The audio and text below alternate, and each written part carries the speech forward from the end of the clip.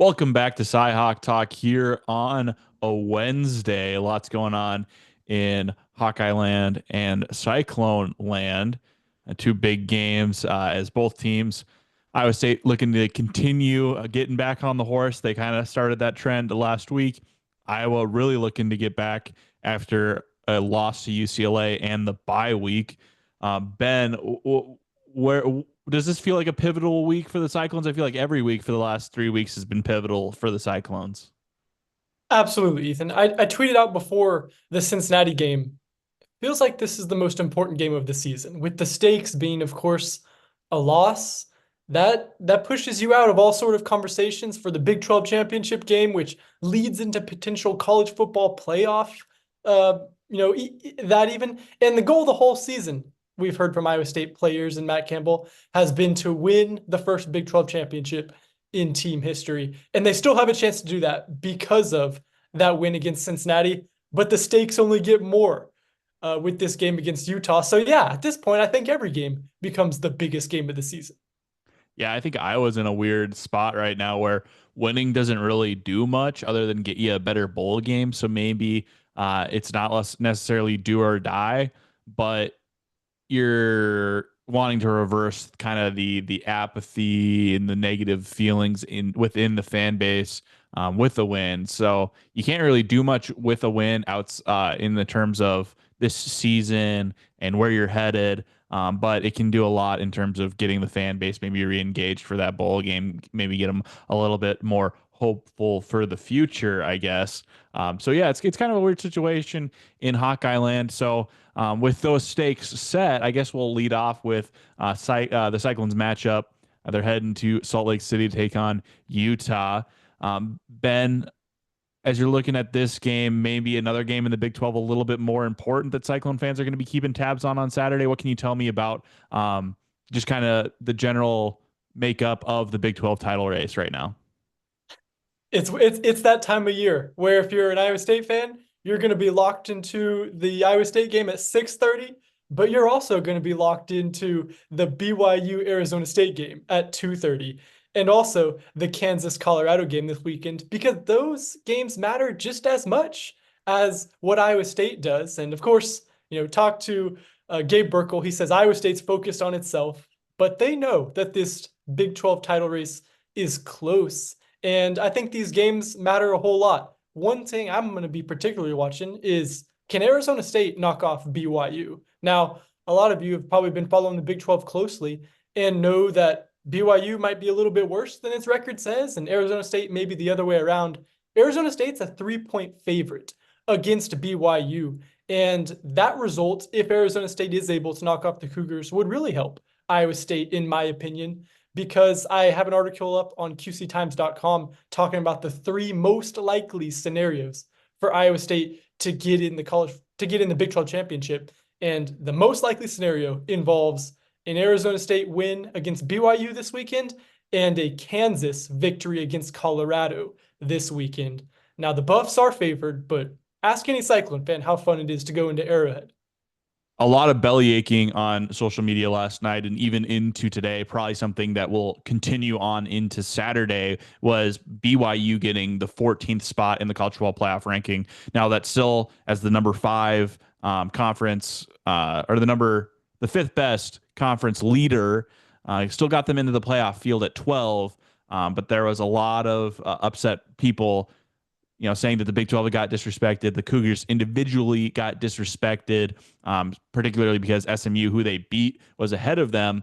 But I just saw it as the committee clearly playing politics, kind of like what they did with Florida State last year, where they don't expect BYU to win the Big 12. So they're kind of baking that into their rankings at this point where they're they don't like the Big 12 very much, and they don't want to set it up where the Big 12 could potentially steal multiple bids, and they're trying to set this up as a one bid league where BYU can't lose for the rest of the year, or they're definitely out, and they're trying to just get the Big 12 champion in. Whoever it is, they don't really care who it is. They just don't want two Big 12 teams in there because you could put BYU up at 7, but now you're talking about, well, does BYU get in even if they lose the Big 12 championship game? And that's the discussion the committee's trying to avoid, in my opinion. Ben, what do you make of the potential disrespect of the Cougars and the Big 12 based on the rankings from last night? Yeah, I think it all goes back to kind of what Big 12 fans have probably been feeling a little bit of this entire season, which is it's not, just this week you look at BYU and feel disrespected. I think Big 12 football fans have been feeling disrespected this entire season, with, the way that these two-loss Big 12 teams have been in the mid-20s even at a lot of these rankings. And here's the discussion I saw Iowa State fans having that ties into this is remember in 2020, a two-loss Iowa State team made the Fiesta Bowl, number 6. I mean, that just seems so far away from a two-loss Iowa State team in 2024 not even being in the discussion of a 12-team playoff. So I think you can see how big of a shift has happened in the perception of the Big 12, what the strength of this conference is in the last 4 years. And yeah, I don't think any Big 12 fan is surprised to see BYU being a little bit doubted, or even Iowa State and Colorado. If I'm Brett Yormark, I'm rooting for Colorado to win this thing out. I think that's his dream scenario. Who are the losses to in 2020? Do you remember? I know that they didn't play the CyHawk game that year, because there's Big Ten only schedule in 2020. I have to imagine the two losses were more higher quality losses than the two this year, because the two this year just kind of just absolutely, and then having them back to back just tied a millstone around the Cyclones' proverbial neck, and then they got tossed into the ocean. They tossed themselves into the ocean. They walked off that cliff themselves. But I have to feel like maybe the resume was a little bit stronger in 2020. It's all about when you lose too. I think recency bias really plays into this, Ethan. You'll remember in 2020, Iowa State lost the first game to the Raging Cajuns. So it had been That was a good Raging Cajun team too. it was. We don't disrespect Louisiana, but I think it really matters when you lose. It's all handled by a committee of people like you and me who maybe get a little bit of that recency bias. And the other loss in 2020 for the Cyclones was Oklahoma State in Stillwater. And that loss was in October. So if you think about that, compared to both of Iowa State losses this season have come in November. Iowa State was up to a single-digit seed in the AP poll. They were trending toward being in this discussion until these late losses have affected them. So I think the Big 12 overall getting a little bit disrespected this season, and the timing of the losses is why we're not talking about Iowa State with a two-loss team being considered for any of these college football playoff spots. Elijah Mitchell was the star for that Raging Cajun team. He's with the 49ers now. So whenever you got an NFL talent on your roster as a Group 5 team, that's certainly going to bode well for you moving forward. Talk about some of the stars that are maybe trying to get a little bit healthy. I know Elijah Mitchell, to tie it in, make this transition a little bit more smooth. Elijah Mitchell's struggled with injury since making it to the NFL. Talk about some of these injured Cyclones that are working their way back and what the status is on some of those standout players.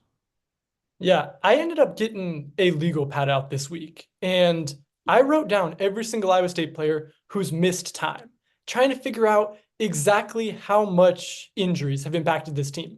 Matt Campbell answered pretty directly. He thinks inexperience is one of the biggest challenges with this defense that it's facing, and he's certainly not wrong in pointing out that there have been over 6 key defensive players injured on average per game for Iowa State. Now, the good news for Cyclone fans is they're starting to get a little bit healthier. Last week, the win, maybe not a coincidence there, was the healthiest the Cyclones have been on defense since the Houston game. So Cyclones got a couple players back, and with the give, there's some take, right? J.R. Singleton, the defensive lineman, he gets hurt in the win against Cincinnati, does not return. It's an arm injury. Matt Campbell didn't have any specific updates for us on whether he expects JR to be able to play this weekend. Said initially the fear was it could be season-ending injury. It's not. So certainly maybe sounds like JR was going to possibly return to practice on Wednesday, and it sounds like there's a chance he could play. But I've also been tricked by Matt Campbell before talking about some of these injuries. So we'll see about JR on the defensive line. And I think the other injuries I'm watching are with the tight end room. It's been a weakness that Iowa State was able to overcome with the injuries to Tyler Moore and Ben Bramer with a huge tight end game last week from Gabe Burkle and Steve Klotz. So the two healthy and active tight ends were able to overcome some big losses there. And I'm curious to see if they're going to be involved in this game plan at all against Utah. It's going to be something you would think we'd see more often with just two receivers taking up the bulk of these targets. You expect some of these defensive coordinators to take Jalen Noel and Jaden Higgins away. So are there some of these tight ends going to be involved? I'm going to be watching that. Maybe Ben Bramer's a part of that plan, or maybe he's sidelined another week. What happens in a completely unrelated game the Cyclones aren't, well, not completely unrelated, but what happens in a game the Cyclones aren't playing in? Who do they have back? Is the Big 12 getting disrespected? Just a myriad of storylines coming out of the Iowa City. There's pretty much only one storyline that I'm paying attention to right now, and that's this quarterback situation that's going on with the Hawkeyes. We enter the week, I'm predicting Cade McNamara as the starter. Brendan Sullivan, I made that based on, Brendan Sullivan didn't look great against UCLA.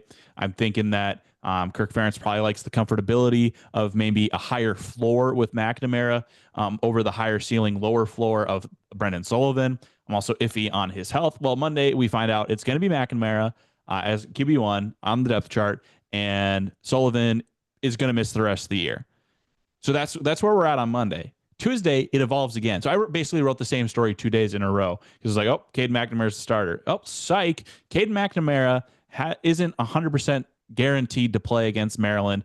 And if it were to be played today, because this press conference was on Tuesday, so Kirk Ferentz says if we played tomorrow, Jackson Stratton would be the starter. So I guess Jackson Stratton's the starting quarterback as we're recording this podcast episode. It's just been an incredible sequence of events over the last, I'd say basically since the UCLA game went into the second half with Brendan Sullivan struggling, where this quarterback situation is completely unsettled. We have no clarity on it. Kirk Ferentz drummed up a new phrase called clearly cloudy. I wrote a story about it that's live on qctimes.com yesterday if you want his full quotes on it. But it's just like, what is going on?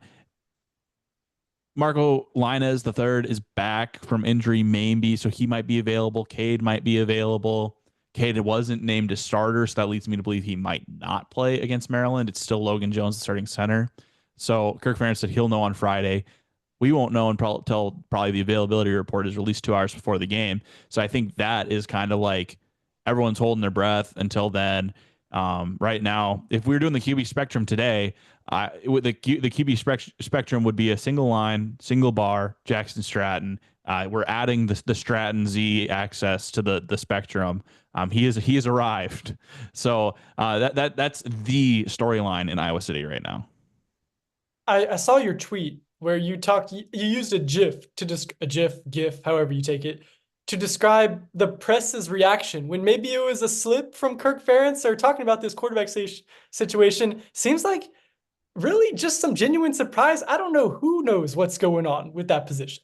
Yeah. So when we talked to the players at 11, a couple of them commented on the quarterback situation. I asked Logan Jones about what they need to do to help Cade feel comfortable. I asked the question vague enough that he didn't need to necessarily answer it in a way specific to Cade. So I guess that's on that's my bad there. But I just said, when you have a guy coming back like Cade, what do you need to do, like coming back from injury? What do you need to do to make sure he's comfortable? And he said, we just need to give him time back there. He did answer specifically to Cade and said he's a great quarterback when he has time. So we just need to give him time. But a lot of the other guys just said, I'm going to defer to coach on quarterback questions. And so it's kind of we got to the Kirk Ferentz portion of the press tour on Tuesday, and it was kind of like, what's going on? Maybe Cade isn't as back as we think he is, or as the depth chart would lead us to believe he is. And then every opening statement Ferentz does, he talks about injuries and who's back and who's been cleared. He said Reese and Brendan Sullivan were out. Reese Vanderzee, the wide receiver, was out. He said Luke Lachey and Marco were back. And then he said, and then we have a couple other guys who are cloudy. And it's like, didn't mention Cade in either of those. And then you said at the end there that we have a couple of guys who are cloudy. So it certainly indicate that McNamara isn't back, but his status is uncertain. So that's where we're operating, right? But we're all sitting there thinking, hey, Marco was the number 3 ahead of Jackson Stratton, but Jackson Stratton was the number 2 on the depth chart. I was thinking about asking the same question. And then Owen from KCRG, the TV station in Cedar Rapids, goes, hey, you mentioned Marco's back. So is he ahead of Jackson on the depth chart? Because Jackson was listed as the 2. So is Jackson jumped Marco? What's the status there? Because maybe Jackson Stratton's really shown out in camp, so we at least can give confidence to our readers and listeners and viewers that this guy is gotten to the point where he's jumped a guy who started the bowl game for us last year, or for Iowa last year. So Owen asked that question, and the first thing that Kirk says is, well, Jackson's starting, but kind of trailed off right at the end, like, oh, I don't know if I should have said that, or if I was planning on saying that. And so everyone just snaps to attention, right? That's the GIF I use, is everyone turning their heads and going, what? And it completely derailed the press conference. I think that there were a lot of, from what I could gather out of the player portion, there were a lot of different storylines people were tracking on this game. Brian, it's Brian Ferentz revenge game. Talking to the players who got recruited by Brian, where are you guys at? How are the seniors holding up? How are the seniors continuing to power through this season when they had playoff aspirations and those aren't going to happen? So there were a ton of storylines people were tracking. And then the next 6 questions were all about Marco and Jackson. Like, what's going on? Like, can you clarify what you just said? It was really, truly an incredible press conference to be a part of, because it was just ho-hum normal. Everyone, we know Cade's status is a little up in the air, but he's the starter. And then boom, it's, oh, Jackson would be starting if the game was tomorrow. It's like, well, that's completely different than what we thought. So it was an incredible press conference to be a part of. And buried in that press conference, which has to be the better part of 2 Google Docs, I'm assuming, is something we want to get to, a story that's been around kind of the state of Iowa and football, and certainly something that's not part of the Cy or the Hawk, but definitely something we want to get to on the show, Mark Farley's retirement. What did Kirk Ferentz have to say about that and just kind of the legacy that he's left there? Well, it's a little bit, anytime you're talking about UNI, there's a little bit of CyHawk in it all, because usually, because it's FCS and mid-major basketball, usually those people have allegiance to the Hawkeyes or the Cyclones, in addition to being a Panther fan. So I'd say there's a little bit of CyHawk going on there. And Coach Farley liked to play those big state schools, and they have a little bit of a rivalry there. He's beaten Iowa State in the past. He came close to beating Iowa as well. So, but when talking about Coach Farley, Kirk Ferentz just, gave him a lot of praise, a lot of congratulations, commended him for going out on his own terms, talked about how tough that is.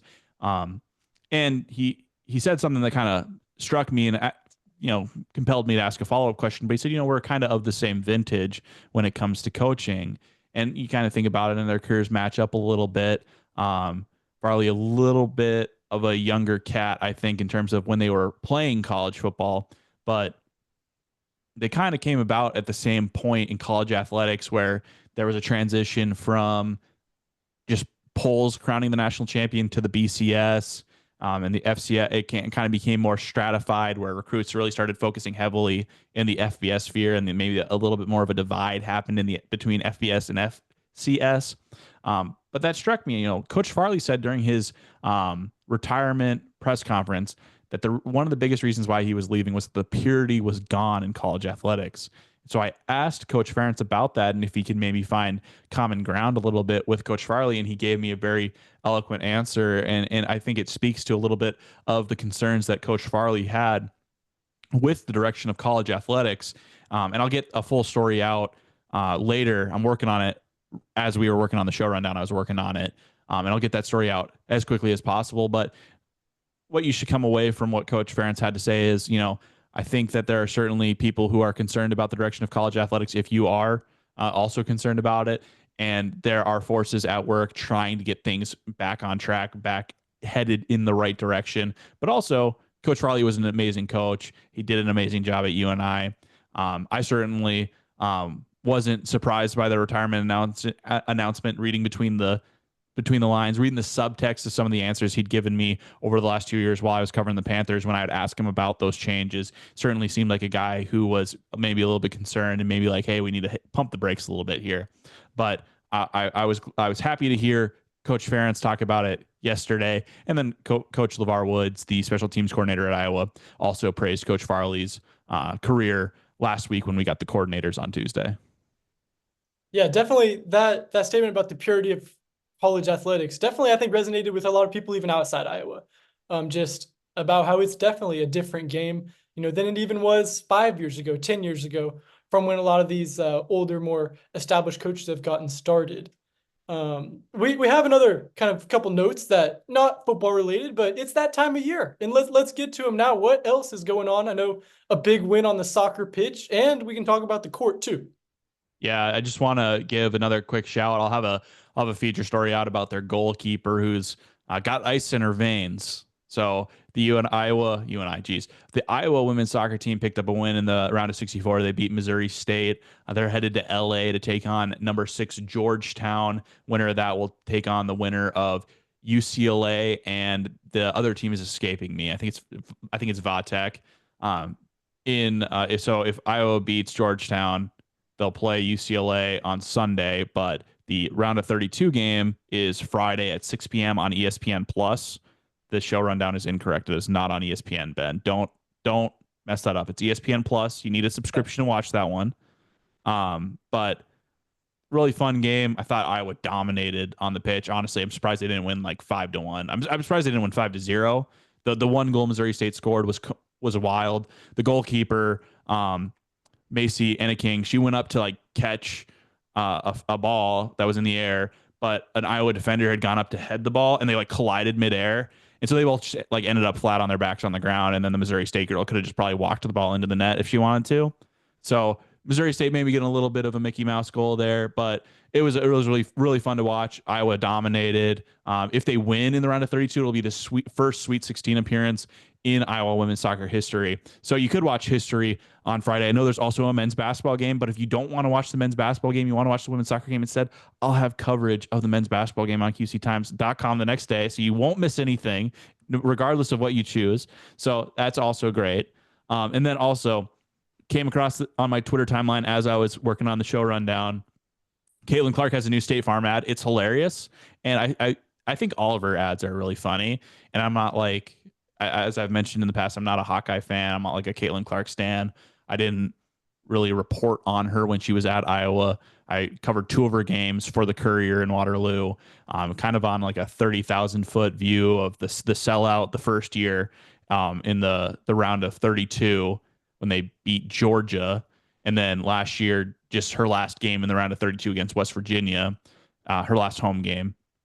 So I never really covered her. I didn't really get to know her that well. I asked her a couple of questions in press conferences, but nothing beyond that in terms of coverage. I also caught her for a couple of UNI Iowa games. But so this is an unbiased take. I just think Caitlin Clark's funny in the same way that like Peyton Manning and Eli Manning cast funny. Like just athletes that are showing a little bit of their personality in ways that we didn't know that they had. And I just think that State Farm has struck gold. Hy-Vee also does a lot of ads with her that I think are kind of funny and good. So I think Caitlin Clark's going to have some serious commercial advertising star power.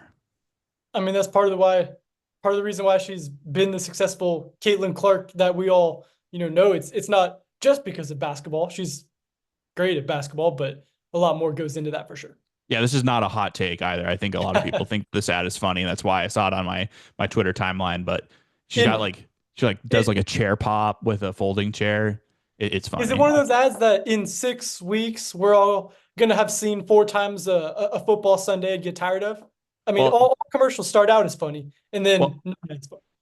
I watch I watch all the broadcasts on like the Fox Sports app, and so because that can't figure out where I am regionally, I get the same like 2 ads that just play on repeat. So I'm sure I'm going to see this Caitlin Clark ad constantly over the next 2 weeks, and we might have to do a check-in on a Sunday rewind during bowl season or something, because I might hate this ad in 2 weeks. But right now I think it's hilarious, and I just saw it for the first time like 30 minutes ago. Ethan reserves the right to change his opinion on the hilarity of the latest Caitlin Clark commercial.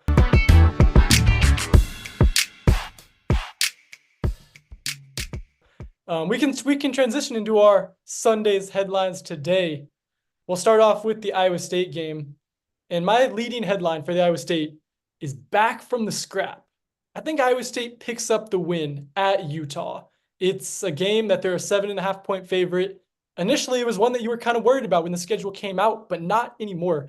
Utah's lost a bunch of games in a row, and I think they're at the point where they have the freshman out there, Isaac Wilson. He's throwing a lot of picks, and Utah's fine with it because they're in a developmental phase of their season. So I do think Iowa State's able to get the win, and they're back from the scrap heap. I mean, 2 weeks ago, this conversation around Iowa State's season was trending a lot differently. But they got the big win against Cincinnati, the pivotal win, and they can really kind of resurrect this season with a win at Utah. And I think they do it with a Jontez Williams interception. It's going to be Jontez Williams picks off Wilson, picks up Iowa State.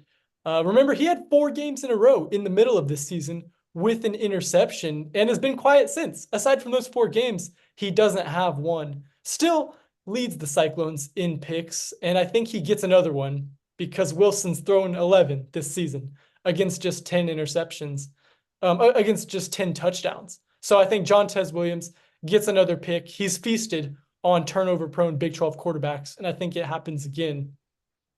But if the Cyclones do lose this game, there's going to be some salt lake in the wound because, man, when you think about what could have been, the wouldas and the couldas and the shouldas, I mean, this season opened right up for anybody in the Big 12 with Oklahoma State and Utah not being anywhere near the expectation, and with not one team running away from the Big 12.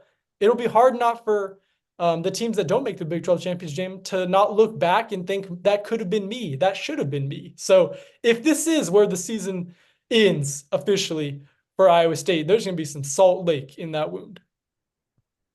For Iowa taking on Maryland, we got number 1 headline, Stratton up. Instead of straighten up, we got Stratton up because Jackson Stratton continues to trend upwards since his first 2 series against UCLA, led 1 touchdown drive, led 1 3-and-out. I think if he is the quarterback for Iowa against the Terps, I think Iowa still pulls out the win. Jackson Stratton starts his career 1-0 in starts with the Hawkeyes.